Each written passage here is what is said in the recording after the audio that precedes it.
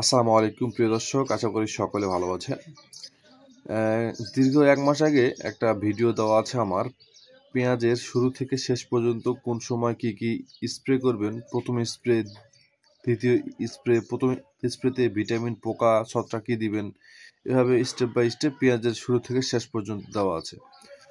তো সেখানে অনেক কমেন্ট পাচ্ছি যে পেঁয়াজের কদম যারা চাষ করে তারা কি এভাবে ইউজ করব কি না, আবার রসুন চাষি যারা আছেন তারা বলতেছেন এভাবে কি দিব, এভাবে দেওয়া যাবে কি না। আমি আপনাদের জ্ঞাতার্থে বলে রাখতেছি যে ভিডিওটি দেওয়া আছে, এভাবেই আপনারা পেঁয়াজ, রসুন, পেঁয়াজের কদম থেকে শুরু করে আপনি এই জাতীয় যে কোনো ফসলে, শুধু পেঁয়াজই না, মনে করেন টমেটো, আলু ইত্যাদি সব ফসলে আপনারা ইউজ করতে পারবেন। আপনাদের যদি বুঝতে অসুবিধা হয়, আমি আরেকটা ভিডিও আপনাদের সঙ্গে নিয়ে আসব। তো আপনারা সমস্যা হচ্ছে আপনারা লিখে রাখেন না, আপনারা শোনেন কিন্তু পরক্ষণে ভুলে যান। লিখে রাখবেন। আমি আপনাদেরকে বলি, আমার ভিডিও যখন আপনারা প্লে করবেন, খাতা কলম নিয়ে বসবেন, গ্রুপগুলো লিখে নেবেন, তাহলে আপনাদের বুঝতে সুবিধা হবে।